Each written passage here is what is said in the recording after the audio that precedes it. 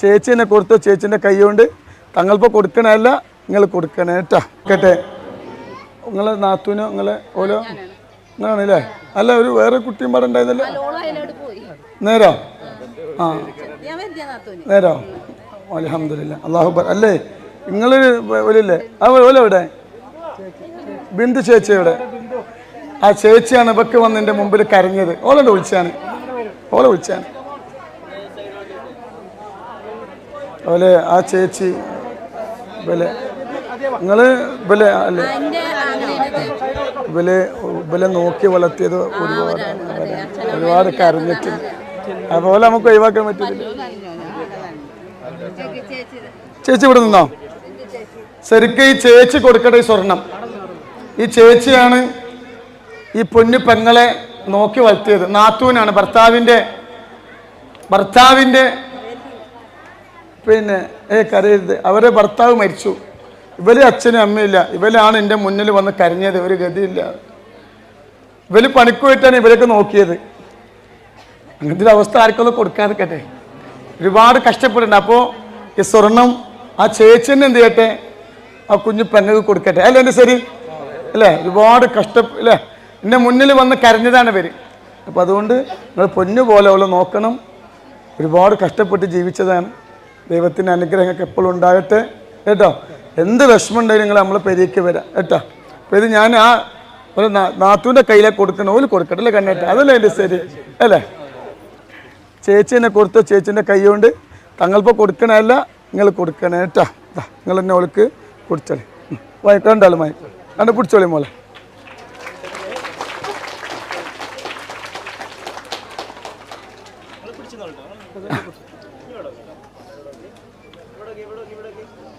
നമ്മുടെ കതിർമണ്ഡപത്തിൽ പരിചയമില്ലല്ലോ.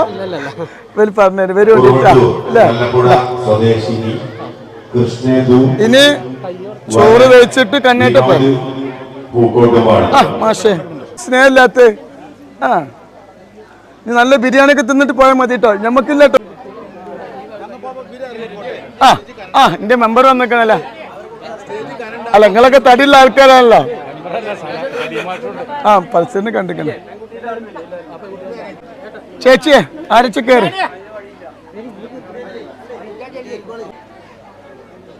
ചോറൊക്കെ വെച്ചിട്ട് പോയാൽ മതി. ചോറൊക്കെ ചോറൊക്കെ വെച്ചിട്ട് പോയാൽ മതി. എന്തെങ്കിലും പോരായ്മ നിങ്ങൾ ക്ഷമിക്കുക. എന്ത് കണ്ണേറ്റ അല്ലേ?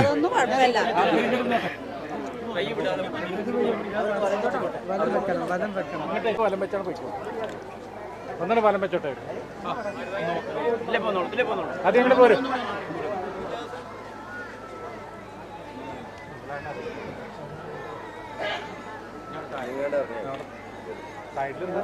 മറ്റൊരു വന്നോട്ടെ. ഇറങ്ങിട്ടെ.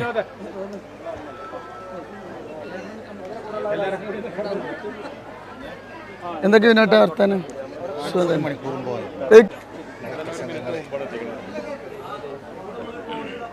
നേരം വെക്കില്ലല്ലോ, കുഴപ്പമില്ല.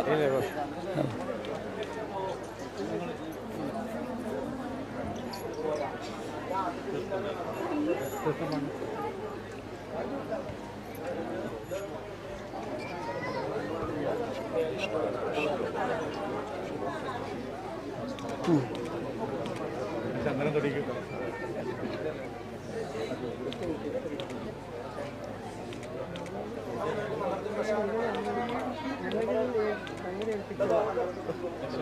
പ്രസാദം അവരുടെ കൊടുക്കും, കൂടുള്ളവരുടെ കൊടുക്കും. തിരുമേനിക്ക് ദക്ഷിണ വയ്ക്കും. തിരുമേനിക്ക് ദക്ഷിണ അവിടെ വെച്ചാൽ പിന്നെ എൻ്റെ പെങ്ങളാണ്. പാവപ്പെട്ട കുട്ടിയൊന്നുമല്ല. കുടുംബ ജീവിതത്തിൽ ദൈവത്തിന് അനുഗ്രഹം ഉണ്ടായിട്ട് കേട്ടോ. രണ്ടാളും കൂടി വാങ്ങും.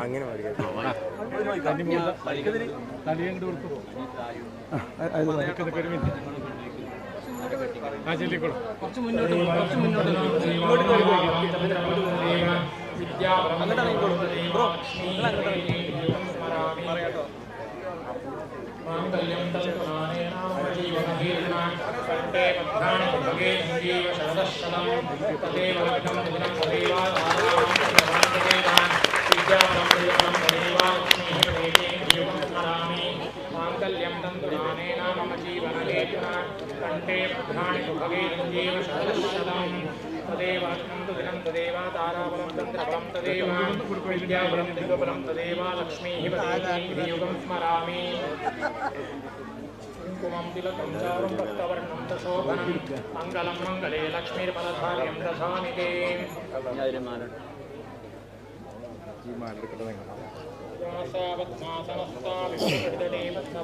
ഇതൊക്കെ നമ്മൾ കൊടുക്കുന്നത് അതുപോലെ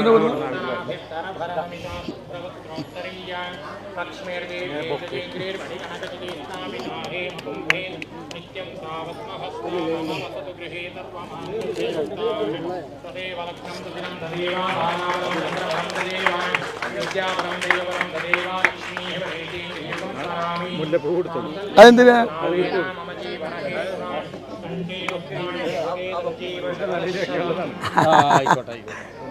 സ്വർണ്ണ എവിടെ എവിടെ മൈക്ക്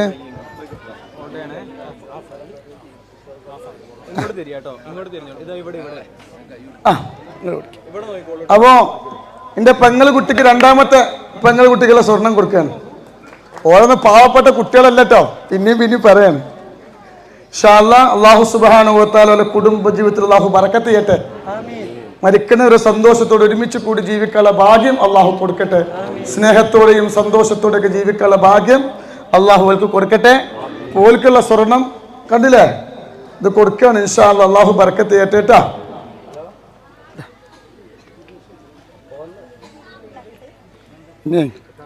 ഓളിൻ്റെ പെങ്ങളാട്ട, പാവപ്പെട്ട കുട്ടിയൊന്നുമല്ല, നല്ലോണം സന്തോഷത്തോടെ ജീവിക്കണം കേട്ടാ. അത് ഇത്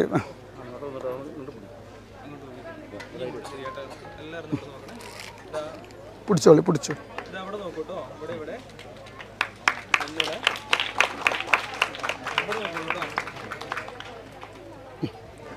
സന്തോഷം. നിങ്ങൾ ചോറൊക്കെ വെച്ചിട്ടേ പോകാൻ പാടുള്ളൂ കേട്ടോ.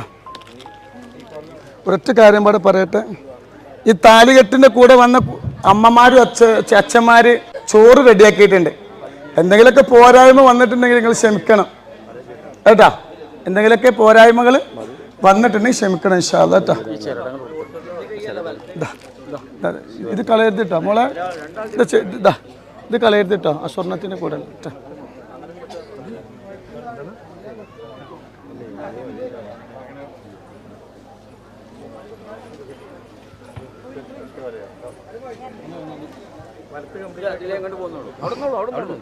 ഓലെ ഓലെ നിങ്ങൾ വല്ലപ്പോഴേ നേരാ ഷറായില്ലേ, ചോറൊക്കെ വെച്ചിട്ട് പോയാൻ തെറ്റാ. നേരെ നേരെ അല്ലല്ലോ ഓല് പോയിക്കോട്ടെ അല്ലേ. ഒന്നും വേണ്ട, അതൊന്നും എനിക്ക് ഇഷ്ടമല്ല, നമ്മളെ മക്കളല്ലേ. ഇനി നിങ്ങൾ ചോറ് വയ്ക്കാൻ നിൽക്കൂലേ? അതോ ഇഷ്ടങ്ങളെ ചെരുപ്പ് മാറ്റിക്ക, അതൊന്നും തൊടരുത്, ചെരുപ്പൊന്നും തൊടരുത്.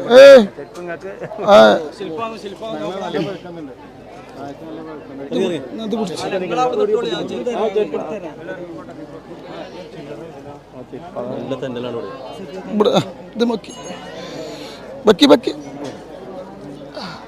മതി. പിന്നെ ഞാൻ നിങ്ങളെ സൽക്കാരത്തിന് വിളിക്കൂട്ടോ, നിങ്ങൾ വരണേട്ടാ. ഞങ്ങളിപ്പോ സൽക്കാരത്തിന് വിളിക്കൂട്ടാ. എന്തെങ്കിലുമൊക്കെ പോരായ്മ ഉണ്ടെങ്കിൽ നിങ്ങൾ ഇതാക്കിട്ടാ. ഓഡിറ്റോറിയത്തിൽ അങ്ങനെ നിങ്ങൾക്ക് ഓഡിറ്റോറിയത്തിൽ ഭക്ഷണം ഉണ്ടോ? രണ്ടാളും രണ്ടു കൂട്ടർ പരിചയം പറഞ്ഞോട്ടോ, അങ്ങോട്ടും ഇങ്ങോട്ടും.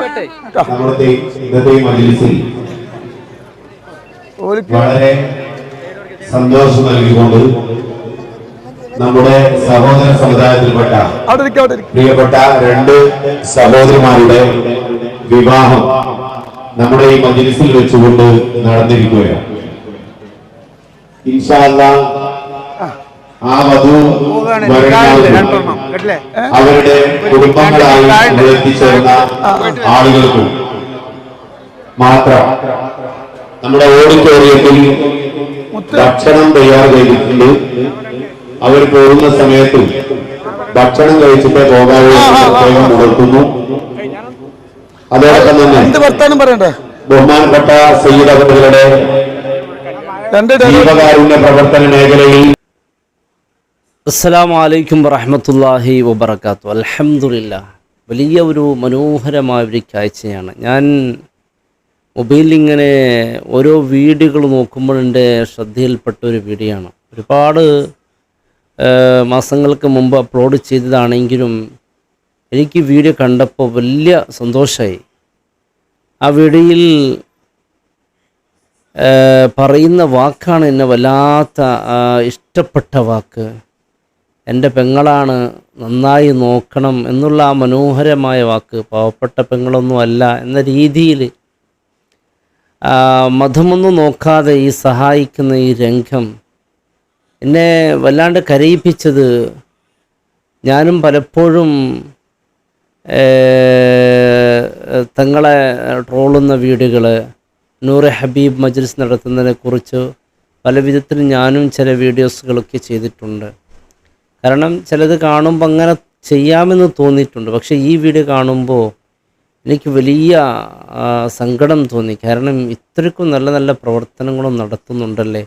അൽഹംദുലില്ലാ, ഒരു പാവപ്പെട്ടവരെ സഹായിക്കുന്ന, അത് മതമേതൊന്നും നോക്കാതെ സഹായിക്കുന്ന പലരും. എൻ്റെ പ്രിയപ്പെട്ടവരെ, വലിയ സന്തോഷം നിറഞ്ഞ ഒരു വീഡിയോ ആയിരുന്നു. അൽഹംദുലില്ലാ, അതിൽ ഓരോ വാക്കുകളാണ് വലിയ ഇഷ്ടപ്പെട്ടത്. പറയുന്ന ഓരോ വാക്കുകൾ സ്നേഹത്തോടു കൂടി സ്വന്തം പെങ്ങളെപ്പോലെ കണ്ട് പറയുന്ന ചില വാക്കുകൾ വലിയ ഇഷ്ടപ്പെട്ടു. അൽഹംദുലില്ലാ, ഇതൊക്കെ വലിയ പുണ്യമുള്ള കർമ്മമാണ്. കാരണം ഒരു നിക്കാഹ്, ഒരു കല്യാണം എന്ന് പറയുന്നത് വലിയ പ്രയാസകരമാണ്. പ്രത്യേകിച്ച് സ്വർണത്തിൻ്റെ വില ഇങ്ങനെ കൂടിക്കൂടി പോവുകയാണ്. സ്വർണം എടുക്കാൻ പ്രയാസപ്പെടുന്ന എത്രയോ കുടുംബങ്ങൾ ഉണ്ട്. വലിയ സങ്കടത്തിൽ കഴിയുന്ന കുടുംബങ്ങളൊക്കെ ഉണ്ട്. അവർക്ക് ഇത്രത്തുള്ളൊരു സഹായം എത്തിയാൽ തീർച്ചയായും ആ കുടുംബത്തിൻ്റെ ആ സന്തോഷം അത് ചെറുതല്ല. ആ കുടുംബത്തിൻ്റെ ലോകത്തേറ്റവും മനോഹരമായ ഒരു സ്നേഹമുണ്ട്. ആ സ്നേഹം ഏതെന്നറിയോ? മറ്റുള്ളവരുടെ പ്രാർത്ഥനത്തിൽ ആത്മാർത്ഥമായി നമുക്കൊരു ഇടം കിട്ടുക എന്നുള്ളത് ഏറ്റവും ഒരു മനോഹരമായ സ്നേഹമാണ്. മറ്റുള്ളവൻ്റെ പ്രാർത്ഥനത്തിൽ ആത്മാർത്ഥമായി നമുക്ക് വേണ്ടി പ്രാർത്ഥിക്കാൻ ഒരു ഇടം കിട്ടുക, മറ്റുള്ളവരുടെ ആ പ്രാർത്ഥന നമുക്ക് കിട്ടുകയാണെങ്കിൽ അത് ലോകത്തിലെ ഏറ്റവും വലിയ സ്നേഹം. ഇങ്ങനൊരു സഹായം ആ കുടുംബത്തിന് കിട്ടുമ്പോൾ തീർച്ചയായും ആ കുടുംബത്തിൻ്റെ ആ സന്തോഷത്തിൻ്റെ കണ്ണീരുണ്ടല്ലോ, അതിനേക്കാൾ വലിയൊരു സ്നേഹം മറ്റൊന്നില്ല. നാം പാവങ്ങളെ സഹായിക്കുമ്പോൾ, സഹകരിക്കുമ്പോൾ, ആ ഒരു ഘട്ടത്തിൽ ആ ഒരു സഹായ സഹകരണം കിട്ടുമ്പോൾ അവർ മനസ്സ് നിറഞ്ഞ് പ്രാർത്ഥിക്കുന്ന ഒരു പ്രാർത്ഥന ഉണ്ട്. അതിന് പകരമായി അത് അത്ഭുതമാണ്. ആ പ്രാർത്ഥന അത് അല്ലാഹു തട്ടിക്കളയുകയില്ല. ഹബീബ് സല്ലല്ലാഹു അലൈഹി വസല്ലം തങ്ങളുടെ അരികിൽ വന്ന് പറഞ്ഞു, എൻ്റെ പ്രിയപ്പെട്ട ഭർത്താവ് വരുമോയെന്ന്. എൻ്റെ ഭർത്താവ് തിരിച്ചു വരില്ല, മരണപ്പെട്ടു പോകുന്ന. കാരണം ഭർത്താവിൻ്റെ ആയുസ് തീർന്നിരിക്കുന്നതാണ്. വർഷങ്ങൾ കഴിഞ്ഞതിൻ്റെ ശേഷം ഭർത്താവ് തിരിച്ചു വരുന്നുണ്ട്. റസൂൽ സല്ലല്ലാഹു അലൈഹി വസല്ലം തങ്ങളുടെ അടുക്കൽ ഭർത്താവുമായി പോയി. കാരണം റസൂൽ കളവ് പറയില്ലല്ലോ. തമാശക്ക് പോലും കളവ് പറയാത്ത മുത്തായ റസൂൽ സല്ലല്ലാഹു അലൈഹി വസല്ലം തങ്ങൾ പറഞ്ഞു, ഭർത്താവ് തിരിച്ചു വന്ന് അത്ഭുതമായി. അപ്പോൾ പറഞ്ഞത്, ഒരു 3 സഹോദരിമാരെ സഹായിച്ചതിന് ഓരോ സഹോദരി 10 വർഷം ആ ഭർത്താവിന് അല്ലാഹു നൽകി. ആ ഭർത്താവിന് അല്ലാഹു ദീർഘായുസ് കൊടുത്ത് ആ പ്രാർത്ഥന അല്ലാഹു സ്വീകരിച്ചു. ഒരു മനുഷ്യൻ്റെ സന്തോഷം, അവൻ്റെ പ്രയാസഘട്ടത്തിൽ നാം നൽകുന്നൊരു സഹായം, ആ സഹായം കിട്ടുമ്പോൾ അവൻ്റെ മനം നിറയെ പ്രാർത്ഥിക്കുന്നൊരു പ്രാർത്ഥന ഉണ്ട്. ആ പ്രാർത്ഥന സ്വീകരിക്കാൻ വലിയ ആ ഒരു ഭാഗ്യം കിട്ടുക എന്ന് പറഞ്ഞാൽ അത് വലിയൊരു ഭാഗ്യമാണ്. അത് കിട്ടണമെങ്കിൽ ആ കൃത്യമായ സമയത്ത് ആ സഹായം നമുക്ക് കിട്ടണം. ആ സഹോദരി കരയുന്നുണ്ട്. ആ രംഗമൊക്കെ കാണുമ്പോൾ തങ്ങളുടെ ഒരു സംസാരങ്ങൾ ഇങ്ങനെ കേൾക്കുമ്പോഴൊക്കെ വലിയ സന്തോഷമുണ്ട്. ചില മനുഷ്യന്മാരാകുമ്പോൾ തിന്മകൾ വന്നു പോകും, സ്വാഭാവികമാണ്. ആ തിന്മകൾ വന്നു പോകുന്നത് സ്വാഭാവികമാണ്. അത് പൊതുസമൂഹത്തിനിങ്ങനെ കാണുമ്പോൾ ആ തിന്മകൾ ചിലപ്പോൾ അത് എല്ലാവരും ബാധിക്കുമെന്ന് പേടിച്ചുകൊണ്ട് ചില വീഡിയോസുകൾ തങ്ങളെക്കുറിച്ച് ചെയ്യേണ്ടി വന്നിട്ടുണ്ട്. ഒരു ഹബീബ് മജ്ലിസ് നടത്തുന്ന തങ്ങൾ അൽഹംദുലില്ലാ, വലിയ സന്തോഷകരമായ വിഷയം. ഇത്തരത്തിലുള്ള നന്മയുടെ പ്രവൃത്തിക്ക് നേതൃത്വം നൽകുമ്പോൾ അതൊരിക്കലും അതിനെക്കുറിച്ച് പറയാതിരിക്കാൻ പറ്റൂല. കാരണം അത് മനുഷ്യനിക്ക് നൽകുന്ന, പ്രത്യേകിച്ച് മതം നോക്കാതെ പാവപ്പെട്ടവർ അർഹരാണ് എന്ന് കാണുമ്പോഴേക്ക് സഹായിക്കുന്ന സഹായം, അത് മുത്തായ ഹബീബ് സല്ലല്ലാഹു അലൈഹി വസല്ലം തങ്ങൾ പഠിപ്പിച്ചതാണ്. കാരണം അയൽവാസി പട്ടിണി കിടക്കുന്ന സമയത്ത് വേറെ നിറക്കുന്നവൻ അവൻ മുസ്ലിമല്ല എന്നാണ്. അങ്ങനെ പറഞ്ഞാൽ ആ സമയത്ത് അവൻ ഏത് സമൂഹമാണോ, അയൽവാസി ആരാണ് എന്ന് നോക്കേണ്ടതില്ല. ഏതാളുകളായി സാമ്പത്തികമായ പ്രയാസം അനുഭവിക്കുമ്പോൾ, പട്ടിണി കിടക്കുമ്പോൾ അവർ സഹായിക്കൽ നമ്മുടെ ബാധ്യതയാണ്. ആ സഹകരണം അവർക്ക് കിട്ടുമ്പോൾ തീർച്ചയായും അവരുടെ ഒരു പ്രാർത്ഥന നമുക്കുണ്ടാകും. അങ്ങനെ സഹായിക്കാത്തവന് മുഅ്മിനല്ല എന്നാണ്. എത്ര കുടുംബങ്ങളുണ്ടെന്നറിയാം, എത്ര സമ്പന്നരുണ്ട്. അതിൻ്റെ ഒരു കമൻറ്റിലൂടെ ഒരാൾ എഴുതിയിരിക്കുന്നു, നമ്മുടെ സമൂഹത്തിൽപ്പെട്ട എത്രയോ സമ്പന്നന്മാരുണ്ട്, എന്നിട്ട് പോലും ഇങ്ങനെ സഹായം നൽകുന്നില്ല. ഈ സഹായം കണ്ട് വലിയ സന്തോഷമായി എന്നാണ്. ഒരുപാട് ആളുകൾ ട്രോളുന്നുണ്ട് തങ്ങളെ ചില പ്രവൃത്തിയെക്കുറിച്ച് ഇങ്ങനെ. എന്നാൽ എൻ്റെ പ്രിയപ്പെട്ടവരെ, ഇത്തരത്തിലുള്ള പ്രവൃത്തിയെക്കുറിച്ചും നാം മദ്ഹാക്കേണ്ടതാണ്. ഇത് മറ്റുള്ളവരും കണ്ട് പഠിക്കേണ്ടതാണ്. ഇതൊരു വലിയ മാതൃക ഉണ്ട്. കാരണം പാവപ്പെട്ട കുടുംബത്തിന് അല്ലേ ഏറ്റവും അള്ളാഹുവിന് ഇഷ്ടപ്പെടുന്നവരാണ് അല്ലേ. 1000 ആബിദിനേക്കാൾ അള്ളാഹുവിന് ഏറ്റവും ഇഷ്ടമാരാണ്? ധർമ്മിഷ്ഠനെയാണ്. വലിയ അള്ളാഹുവിൻ്റെ ധർമ്മിഷ്ഠൻ അള്ളാഹുവിൻ്റെ ഹബീബുള്ള എന്നാണ്. അവൻ അള്ളാഹുവിൻ്റെ ചങ്ങായി എന്നാണ്. അവൻ ഖരീബും നിൽ ജന്ന, അവൻ സ്വർഗത്തിലേക്ക് അടുത്തവനാണ്. ഖരീബുൻ നിൽ നാസ്, ജനങ്ങളിലേക്ക് അടുത്തവനാണ്. ധർമ്മിഷ്ഠൻ അള്ളാഹ്ക്ക് വലിയ ഇഷ്ടമാണ്. ദാനം ധർമ്മം ചെയ്യുക എന്നുള്ളത് ശുദ്ധ ഖുർആൻ പറയുന്ന ധർമ്മം ചെയ്യുമ്പോൾ ഇത് ഈ രീതിയിലായിരിക്കണം എന്നുള്ളതാണ്. ലൻ തനാലുൽ ബിർറ ഹത്താ തുൻഫിഖു മിമ്മാ തുഹിബ്ബൂൻ. ഒരാൾ സഹായം ചോദിച്ചു കൊടുക്കുമ്പോൾ 1000 2000 കൊടുക്കാൻ ഒരു മനുഷ്യന് പ്രയാസമുള്ള കാര്യമല്ല. അത് കൊടുക്കും. അത് കൊടുത്താൽ വലിയ വിഷയമായി തോന്നുകയില്ല. ലൻ തനാലുൽ ബിർറ ഹത്താ തുൻഫിഖു മിമ്മാ തുഹിബ്ബൂൻ. നാം ഇഷ്ടപ്പെടുന്ന സംഖ്യ ചെലവഴിക്കുന്നത് വരെ ഒരാൾ മുഅ്മിനാവുകയില്ല. ലൻ തനാലുൽ ബിർറ ഹത്താ തുൻഫിഖു മിമ്മാ തുഹിബ്ബൂൻ. നാം ഇഷ്ടപ്പെടുന്ന സംഖ്യ എന്ന് പറഞ്ഞാൽ ഒരു നല്ല തുക, 50,000 1,00,000. കാരണം അവൻ്റെ കണക്കനുസരിച്ച് ഒരാൾ 2000 നൽകുന്ന, ഒരു കൂലിപ്പണിക്കാരൻ 2000 നൽകുന്നത് ഒരു 50,000 നൽകുന്നത് പോലെ അവനൊക്കെ അത് നല്ല ഇഷ്ടപ്പെടുന്ന സംഖ്യമാണ്. ഒരു നല്ല സമ്പന്നൻ ചോദിക്കുമ്പോൾ അല്ലേ, ഒരു സ്വഹാബി വന്ന് എനിക്ക് അല്പം തേന് വേണമെന്ന് പറഞ്ഞു. അപ്പോൾ വലിയ കുപ്പിൽ നിറയെ തേന് കൊടുത്തു. അപ്പോൾ ആളുകൾ ചോദിച്ചു, എന്തിനാണ് ഇത്ര നിറയെ തേന് കൊടുക്കുന്നത്?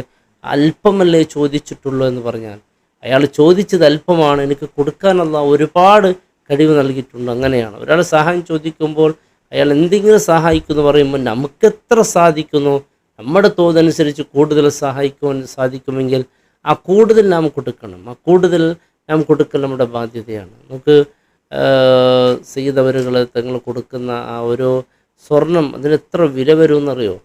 ഓരോന്നിനും നല്ല വില ഉണ്ടാവില്ലേ? അൽഹംദുലില്ലാ, ആ കുടുംബത്തിൻ്റെ ഒരു ജീവിതം, ഒരു കുടുംബം ജീവിതത്തിലേക്ക് അവരെ സന്തോഷത്തോടു കൂടി സ്വന്തം പെങ്ങളെപ്പോലെ കരുതിക്കൊണ്ട് അയച്ചുവിടുന്ന, എന്തെങ്കിലും പ്രയാസങ്ങളൊക്കെ ഉണ്ടെങ്കിൽ എൻ്റെ വീട്ടിലേക്ക് വരണം. എത്ര ആശ്വാസമാണ് ആ കുടുംബത്തിന് കിട്ടുന്നത്, എത്ര സന്തോഷമായിരിക്കും ആ കുടുംബത്തിന് കിട്ടുന്നത്. അവസാനം പറയുന്ന ഒരു വാക്കുണ്ട്, കാരണം ചില പോരായ്മകൾ വന്നിരിക്കാം, എല്ലാവരും ക്ഷമിക്കണമെന്നുള്ള.